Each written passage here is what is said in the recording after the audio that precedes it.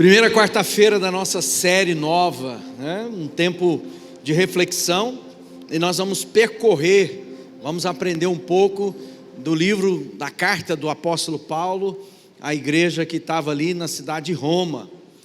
É bom a gente entender um pouco do contexto da carta, né? Cada palavra de Deus, cada livro foi escrito com uma intenção pelo autor bíblico. Os livros que foram compilados e se tornaram agora esse compêndio, essa biblioteca que nós temos e chamamos de Bíblia Sagrada, cada um desses autores, cada uma dessas pessoas tinha um objetivo quando escreveram, como compartilharam, quando foram inspirados por Deus. E olha uma coisa bonita quando fala assim, toda a escritura é inspirada por Deus. É mais ou menos assim, Deus sopra e o autor bíblico recebeu, inspirou. Então o expirar de Deus e o inspirar de todos nós. Da mesma forma agora, se nós queremos entender o texto, a melhor forma é o quê? Sermos também inspirados por Deus, para que aquilo que é a intenção da Bíblia, aquilo que são os escritos sagrados, encontre lugar de prosperidade na nossa vida. Então nós não queremos ler o livro como um livro qualquer. Nós queremos que, ao nos determos para ler as escrituras sagradas, sejamos inspirados por Deus. Revelação. Por isso que quando as pessoas às vezes dizem, não, a Bíblia é um livro difícil. Não, a Bíblia é um livro muito fácil. Porque Deus escreveu esse livro para gente como eu e você, simples. Aliás, os próprios discípulos de Jesus, eles foram tidos como homens incultos e iletrados, com exceção do apóstolo Paulo, que foi criado dentro de uma cultura cosmopolita, falava outras línguas. Os demais discípulos de Jesus eram da região da Galileia, do interior de Israel. Então essa palavra que a nós foi liberada é uma palavra que encontra lugar para todos nós, e não apenas para os grandes eruditos. E ler o livro de Romanos, ou a carta de Romanos, é importante a gente entender o contexto da cidade e o objetivo de Paulo ao escrever a carta. Lembrando que Roma, naquela ocasião, era o centro de um império mais poderoso que já teve sobre o planeta Terra. Talvez você tenha escutado essa história de que todos os caminhos levam a Roma. Era um fato. Qual era o fato? Todas as vezes que Roma estendia o seu território, conquistava povos, nações, a primeira providência da engenharia romana era construir rotas, ou seja, estradas que ligassem a nova conquista à cidade do império. Ou seja, para Roma, o fluxo comercial, militar, era extremamente importante para manter as colônias, os seus territórios conquistados. Então, quando está dizendo todos os caminhos levam a Roma, é porque todas as estradas que eram construídas tinham como objetivo alcançar o Império Romano. E isso traz para nós uma perspectiva muito interessante. Primeiro, que era uma cidade de 1 milhão de habitantes. Já parou para pensar? 2.000 anos atrás, 1 milhão de habitantes. Depois que Nero colocou fogo em Roma, demorou 1000 anos para que uma outra cidade na Europa alcançasse 1 milhão de habitantes. Roma tinha prédios de vários andares com água encanada. Os aquíferos, a ligação das fontes que foram construídas na época do Império. Se você for hoje em Roma, aquelas fontes bonitas que a gente vê por toda a cidade, lugares de bebedouros, são as mesmas que foram construídas na época do Império, e que até hoje trazem água das fontes do entorno, das montanhas em torno de Roma, e você pode beber da água, porque ela é água pura, que vem da fonte mineral. Era uma cidade que então tinha gente de todas as nações, porque eram parte da nação nova, que era o Império Romano, que eram conquistados e de alguma maneira vinham como fluxo também para Roma.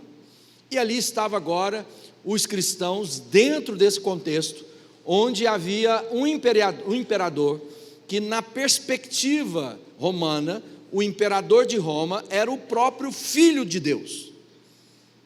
Imagina isso. Esse é o contexto. em que agora nós temos judeus, gregos, bárbaros, romanos, gente de todos os lugares, e o apóstolo Paulo agora passa a escrever aquela comunidade cristã que estava inserida dentro desse contexto que ali estava. Ou seja, era uma carta que trazia reconciliação dos povos, porque apesar de haver a paz romana, que isso também ficou muito famosa, né? Todas as vezes que Roma conquistava um território, esses territórios estavam agora debaixo do domínio do imperador, e aqueles povos que anteriormente eram inimigos entre si, uma vez que tinham sido conquistados por um poder maior, eles não podiam mais criar nenhum tipo de advento ou de evento que pudesse criar guerras, discórdias entre as nações. Estavam debaixo daquilo que era chamado a paz romana.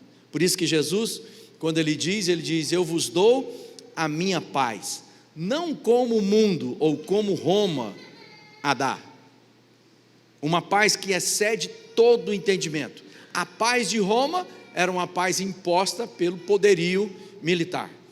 Se a gente olhar para o mundo moderno dos nossos dias, às vezes a gente fica pensando, mas como as nações estão se armando? Eu não sei se você sabe, a paz entre as grandes potências do mundo só é possível porque todos têm medo de todos, porque o poderio é muito grande. Então uma guerra não interessaria ninguém, porque ninguém tem certeza que vai ganhá-la. Então hoje nós estamos vivendo em dias que a paz que está é porque há forças poderosas que estão se colocando em antagonismo no mundo presente. E no meio de tudo isso, Jesus diz, olha, a paz que eu tenho para vocês é uma paz que excede todo entendimento, e não essa paz que o mundo oferece. Então nós estamos vivendo dias de aprendizado, e a carta de Romanos coopera muito para a nossa vida nos nossos dias, porque ele vai falar sobre a graça de Deus. Os estudiosos dizem, né, que Lutero, lendo a carta de Romanos, propõe a grande reforma da igreja, daquilo que então foi considerado o movimento dos reformadores. Lutero não é o primeiro a trazer essa mensagem, já tinha outros que morreram, inclusive, foram martirizados, porque levantaram questões sobre a postura da igreja naquela época, há 500 anos atrás. Mas o Lutero, lendo a carta de Romanos, descobriu que nós não somos salvos por outra coisa que não seja exclusivamente a graça de Deus. Ou seja, não é o que eu faço, não é o que você faz, não é tão pouco o que deixamos de fazer, mas aquilo que Deus fez em favor de nós. Deus agiu em favor de nós, e isso produz paz no nosso coração. O texto de Romanos começa com uma declaração de Paulo no capítulo 1, e eu vou ler o verso 1, o verso 7 e o verso 8 do primeiro capítulo de Romanos. Paulo, servo de Jesus Cristo, chamado para apóstolo, separado para o evangelho de Deus, a todos que estáis em Roma, amados de Deus, chamados santos, graça e paz de Deus, nosso Pai, e do nosso Senhor Jesus Cristo. Primeiramente, dou graças ao meu Deus por Jesus Cristo, acerca de vós todos, porque em todo o mundo é anunciado a vossa fé.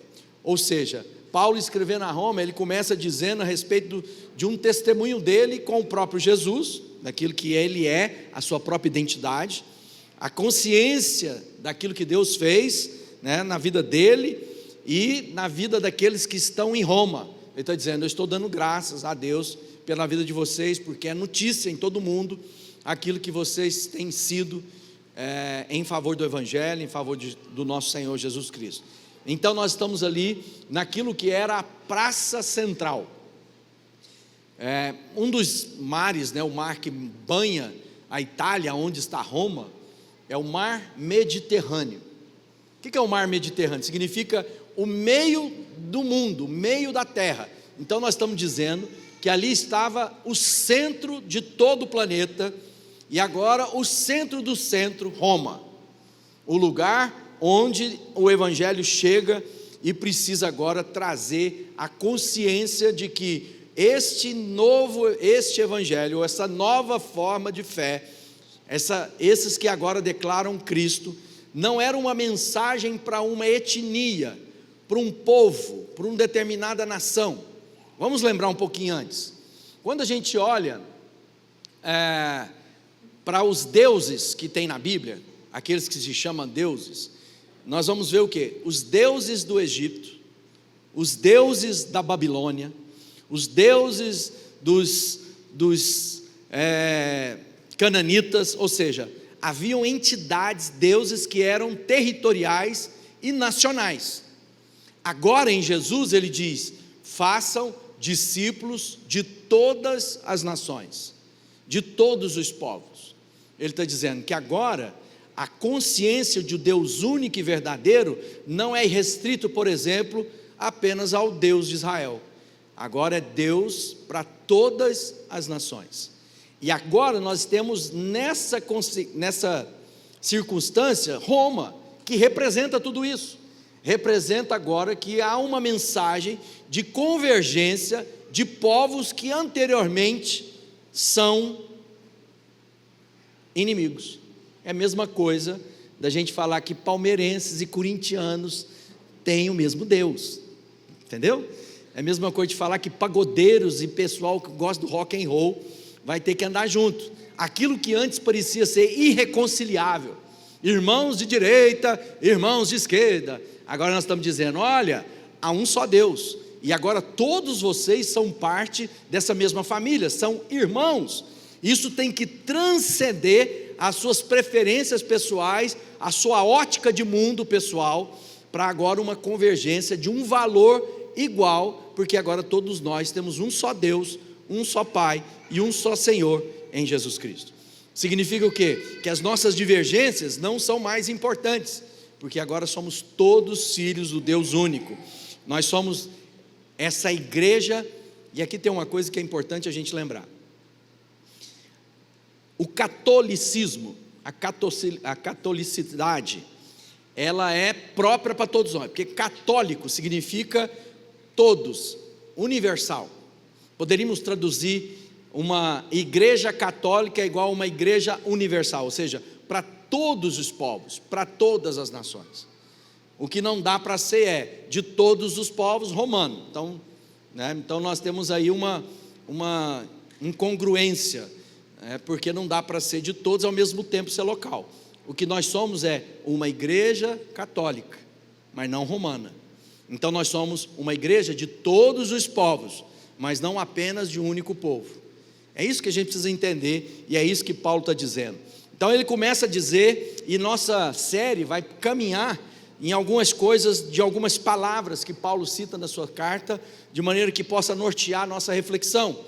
Ele começa dizendo: antes de tudo, primeiramente, depois ele vai falar: uma vez que eu apresentei para você a base, portanto, desta forma, agora nós vamos ver como nós devemos viver. Então a primeira coisa é entender a graça de Deus. Antes de tudo, a graça de Deus. Romanos, no capítulo 1, verso 8, diz assim: antes de tudo. Ele fala assim: antes da gente começar a conversa, deixa eu explicar um negócio. Sou grato a meu Deus, mediante Jesus Cristo, por todos vocês, porque em todo o mundo está sendo anunciada a fé que vocês têm. Então Paulo está dizendo: há um coração grato. Isso nos desafia a nossa própria fé. Você é um homem, uma mulher grato a Deus, grata a Deus. Você tem consciência daquilo que Jesus fez por mim, por você, então há no seu coração gratidão. Essa é uma palavra-chave para a vida de todo cristão. Aonde não há gratidão, não há plenitude da vida que Deus pode dar a cada um de nós. Ninguém vai alcançar plenitude sem primeiramente entender gratidão. Por isso que a Bíblia diz: em tudo dê graça. Graça porque Ele me fez parte da família dEle. Grato porque eu não merecia e Ele veio ao meu socorro.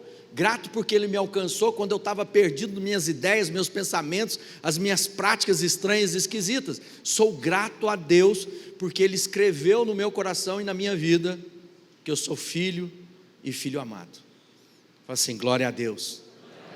Quando a gente começa a entender gratidão, isso me empurra, isso me impulsiona à comunhão. O que é a comunhão? A compreensão que agora eu faço parte de uma família, a família de Deus.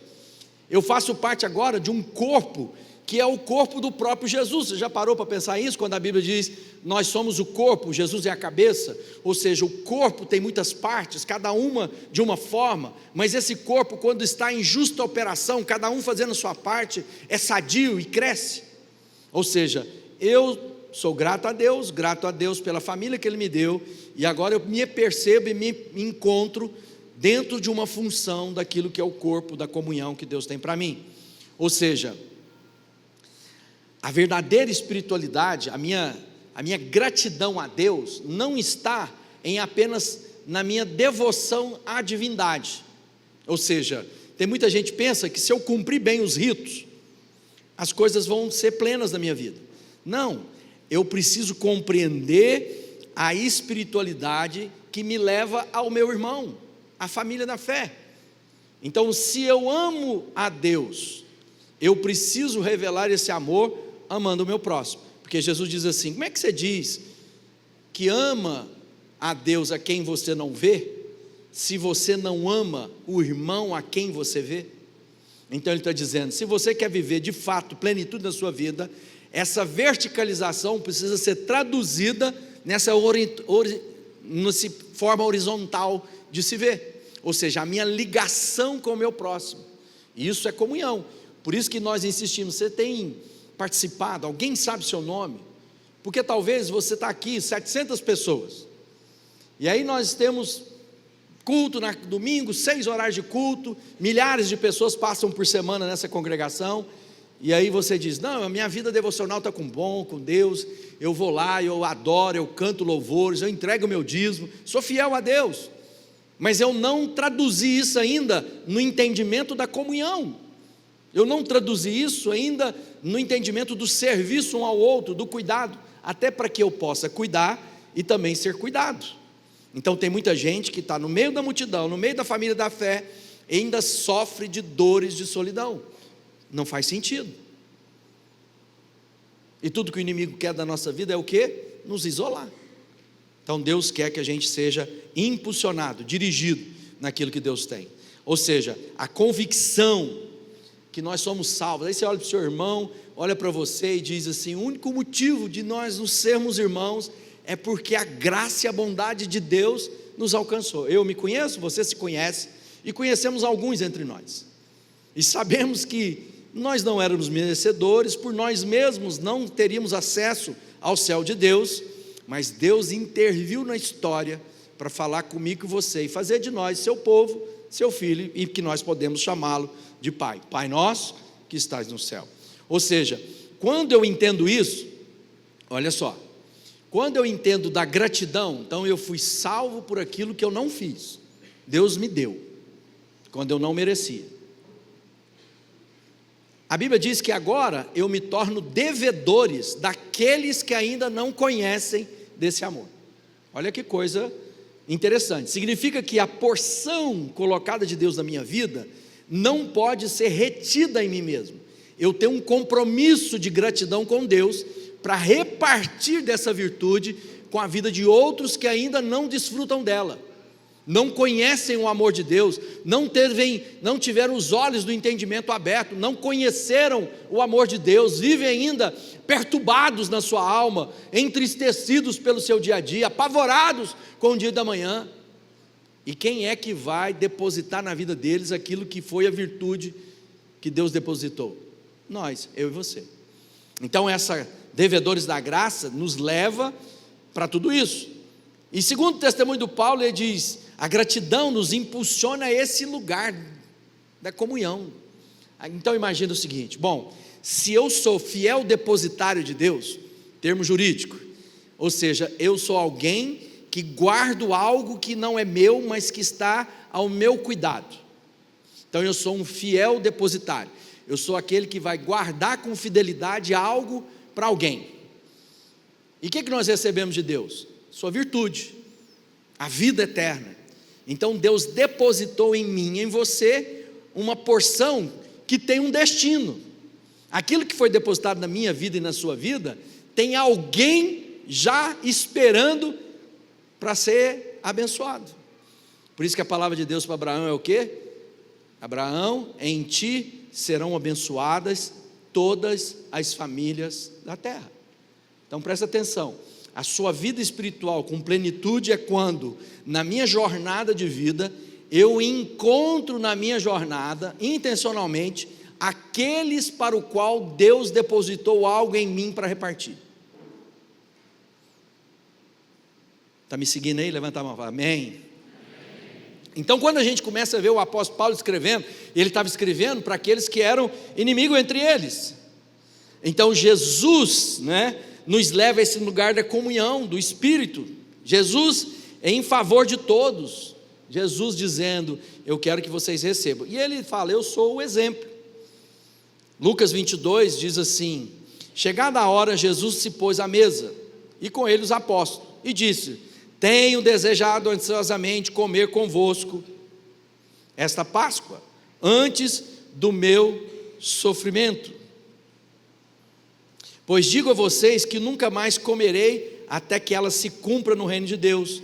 E tomando um cálice, havendo dado graça, diz, recebam, repartam entre vocês, pois de agora em diante, não mais beberei do fruto da videira, até que venha o reino de Deus. Ele está dizendo, dessa comunhão que foi firmado no sangue e no corpo de Jesus, que foi dado por nós.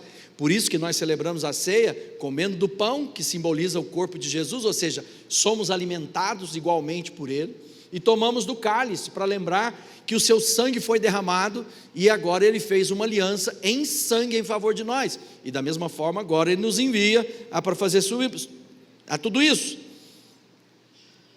João no capítulo 20 diz assim, Jesus disse-lhe outra vez, que a paz seja com vocês, assim como o Pai me enviou, eu também envio a vocês. Havendo dito isso, soprou sobre eles, e disse-lhes, recebam o Espírito Santo. Se algum de vocês perdoarem os pecados, serão perdoados, mas se retiverem, serão retidos. Ou seja, ele está dizendo, que eu e você somos sinal de anunciação de que os pecados das pessoas foram perdoados, que a culpa que assola a mente, que angustia a alma, não precisa mais dominar o coração e a mente das pessoas, porque assim como eu e você, os nossos pecados foram cravados na cruz, e agora nós somos livres para viver que vida? A vida abundante que Jesus tem para nós. E o que isso traz? Gratidão. Meus pecados foram perdoados, Deus me aceitou, Deus me colocou à sua mesa, e Deus soprou sobre mim o Espírito, que Ele tem para repartir, ou seja, é nessa comunhão que Deus ordena a vida para sempre. E aí ele começa agora, vocês entenderem isso? Agora ele começa a dizer assim, por isso, portanto, entretanto, ele está dizendo para nós o seguinte, desta maneira que vocês já compreenderam, que é gratidão, que me impulsiona a comunhão, e que revela essa gratidão, repartindo com os irmãos aquilo que foi depositado na minha vida. Ele começa assim,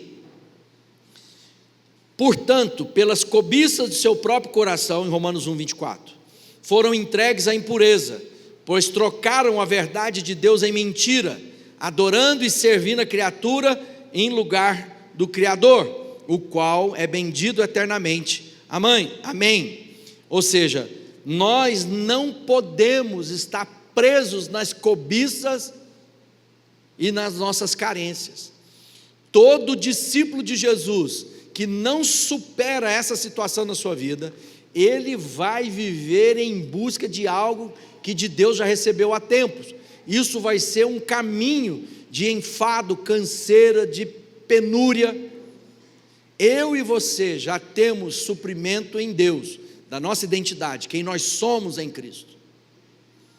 Por isso quando Paulo começa a falar assim, eu, Paulo, apóstolo do Senhor Jesus Cristo, ele tinha consciência da identidade, do chamado, da vocação dele. E por isso que a gente vai ver Paulo, fala assim, olha, minha vida já foi entregue como bebida. Paulo já não tinha mais carência, ele não tinha de provar nada, ele podia agora entregar a vida dele completamente. Ele fala sobre isso, ele fala assim, olha, o melhor para mim é já estar com Cristo. Ele estava dizendo, o melhor era passar dessa vida para outra, mas por causa de vós é necessário que eu fique para que eu possa repartir daquilo que é o que foi depositado na minha vida. Paulo se torna um dos maiores, ou o maior escritor do Novo Testamento, em números de cartas, né? Lucas tem mais texto, mas Paulo tem mais cartas escritas, ele escreve várias das cartas. Então Paulo está dizendo, eu preciso entregar.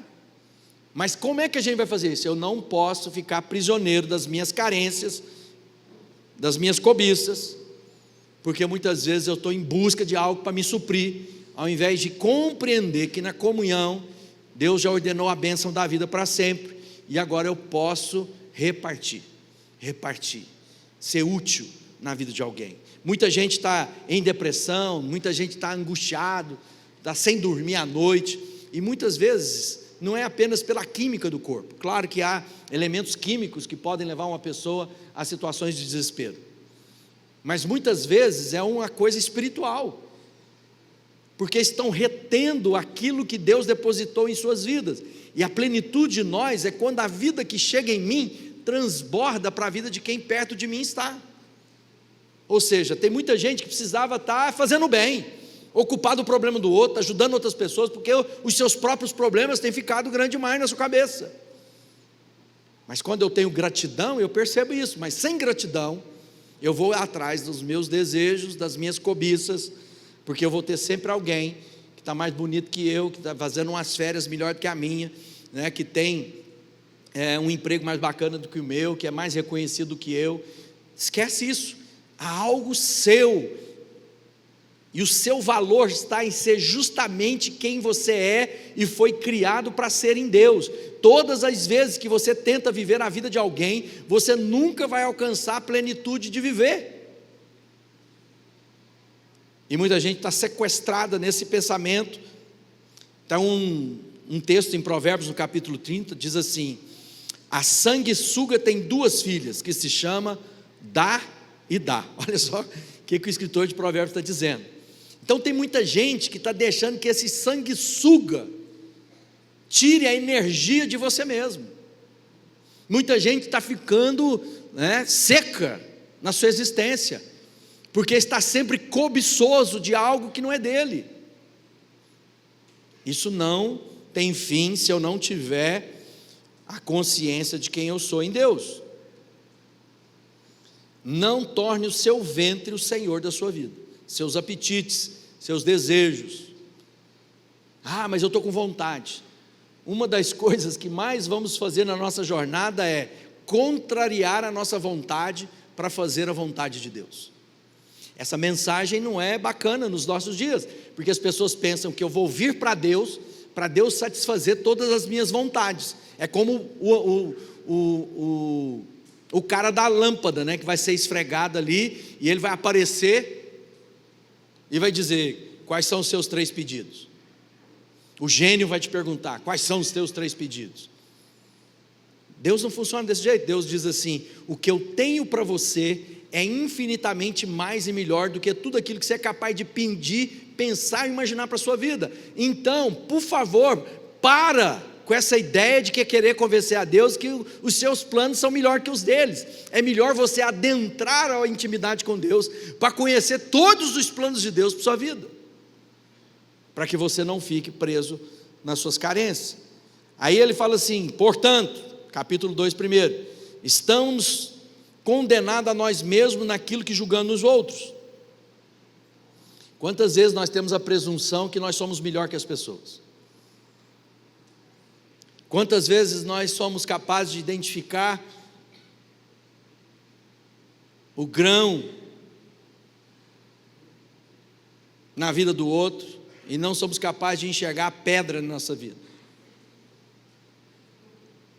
Deus está dizendo, não julgue o outro. Olha para Jesus, porque a mesma obra que foi feita por você, foi feita pela vida dele. e que aquilo que Deus está fazendo vai ser revelado na nossa comunhão. Ou seja, nosso negócio não é sair tentando corrigir as pessoas, mas é trazê-las com reconciliação com Deus. Tem muita gente que faz ministério de apontamento, toda hora tem dedo apontado, você faz isso. Não, olha, reconcilia, fala do amor de Deus, da bondade de Deus. E nós que uma vez já fomos reconciliados, já enxergamos os nossos próprios pecados. E como Paulo, muitas vezes nós precisamos esmurrar o próprio corpo, reduzi-lo à servidão, porque sabemos que muitas vezes ele toma e quer tomar a nossa vida para fazer aquilo que eu não quero fazer. Mas quando eu entendo a graça de Deus, a bondade de Deus, eu descanso naquele que me chamou. Nesse ponto, Lucas 12, um homem que estava no meio da multidão lhe falou: mestre, ordena meu irmão que reparta comigo a herança. Mas Jesus lhe respondeu: homem, quem me constituiu juiz ou repartidor entre vocês? Quantas vezes nós estamos vendo pessoas dizendo para Deus: Deus, você não está vendo o outro, manda ele me dar. Deus, por que ele tem mais do que eu? Deus tem algo para a sua vida. Deus tem algo para a sua vida que é seu.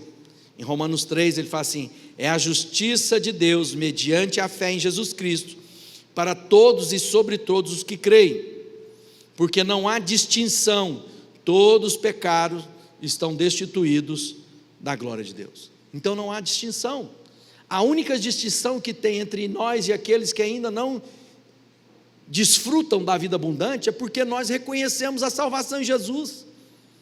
Não foi pelo que eu fiz, mas foi por aquilo que Jesus fez. Então nós somos devedores de abrir os olhos dessas pessoas para dizer: essa vida que você está vivendo não precisa ser assim. O que Jesus tem para você é infinitamente mais, melhor, bom de se fazer à luz do dia, não precisa nada em oculto.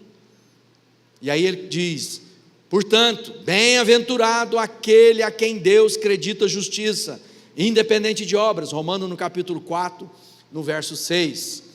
Ele está dizendo que bem-aventurado é quem Deus não atribui culpa. E quem Deus não atribui culpa? Aqueles que já foram lavados pelo sangue do Cordeiro. Fala assim: glória a Deus. Isso tem que tirar uma tonelada de peso da sua alma, das suas costas, da sua mente, porque Deus foi lá e operou o quê? Livramento na sua vida. Então na nossa vida, tudo que tem que ser é expressão de graça, de bondade, de misericórdia. Então há uma promessa de Deus. Deus fala assim, quando ele fala para Abraão, ele fala, Paulo escrevendo de Abraão, no capítulo 4, ele diz: a promessa de que Abraão e a sua descendência herdariam o mundo não veio por meio da lei, mas pela justiça que provém da fé. Ele estava querendo dizer o seguinte: olha, não é porque você vai fazer as coisas direitinho que você vai se tornar merecedor, mas porque você não era merecedor e Deus te salvou, agora você vai fazer um esforço para fazer tudo como Deus quer que você faça. Entende a diferença? Pode parecer a mesma coisa, mas uma coisa é, a minha salvação está lá na frente, então eu vou trabalhar a minha vida para merecer o troféu. Não, cristianismo eu estava vivendo a minha vida, Deus interviu na minha história, me deu o troféu e diz: agora vivam uma vida digna. Então agora, porque eu estou de posse daquilo que Jesus fez, eu posso viver a vida que alegre o coração do nosso Senhor. Ou seja, a promessa vem pela fé, para que seja segundo a graça. Romanos 4,16. Deus está dizendo, olha só que coisa bacana. Quem se sente uma família abençoada? Levanta a mão bem, fala: eu sou uma família abençoada. Agora presta atenção, quando a graça de Deus vem na nossa vida, não é apenas para que a gente seja uma família abençoada, mas que, entendendo a bênção de Deus, nos tornamos uma família que abençoa. Então não basta apenas entender que somos abençoados, mas agora, de posse dessa verdade, com os olhos abertos da revelação de Deus para mim, eu me torno o quê? Uma família que abençoa. Não é a história do Abraão? Abraão, através do seu descendente, serão abençoadas todas as famílias da terra.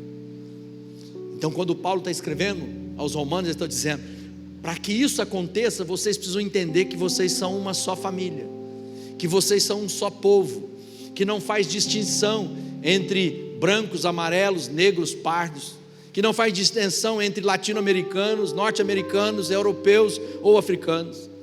Todos vocês agora fazem parte de uma mesma família, que foram compradas pelo sangue maravilhoso de Cristo Jesus, e que isso tem que produzir na minha vida e na sua vida gratidão, e que isso tem que repercutir ou materializar na comunhão, ou seja, a minha vida desdobrada para revelar quem Deus é, a vida daqueles que ainda não conhecem o privilégio de andar com o Senhor Jesus Cristo. O que você tem feito da sua vida? Há gratidão no seu coração? Essa gratidão é traduzida na sua opção pela família da fé? Essa comunhão tem sido traduzida, materializada em buscar os nossos irmãos que ainda não sabem dessa graça maravilhosa, estão perdidos em si mesmos? Se tem uma coisa que é disciplina de Deus na vida do homem e da mulher, sabe qual que é? Quando em Deus nos entrega a nós mesmos.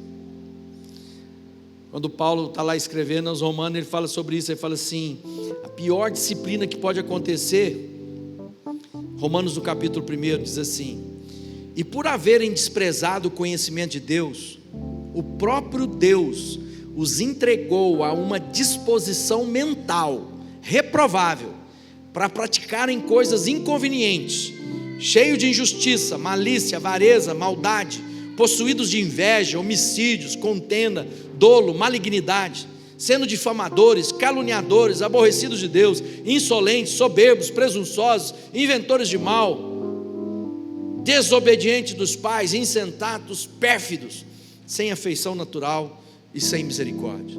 Sabe o que é a pior coisa que existe na vida de um homem e de uma mulher? Quando Deus os entrega a si mesmo. Já viu essa expressão? Eu quero viver minha vida, quero tomar minhas decisões, quero fazer a minha escolha. Pior coisa que você faz na sua vida, porque sabe o que vai girar? Toda essa lista de coisas terríveis vão sair do nosso coração. Por isso que nós precisamos de quê? Precisamos de Deus, da comunhão e da missão de Deus na nossa vida, porque na missão a gente vai se disciplinar. Nós não queremos fazer com que as pessoas tropecem pelo tipo de testemunho de vida que nós levamos. Nós não queremos que as pessoas vivam confusas, porque nós temos um discurso, mas a prática é diferente. Por isso que não tem jeito. Servir a Deus tem a ver com santidade, integridade.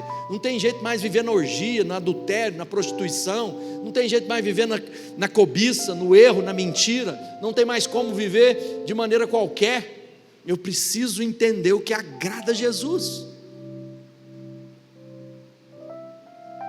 porque é a paz que vai encher o nosso coração de alegria.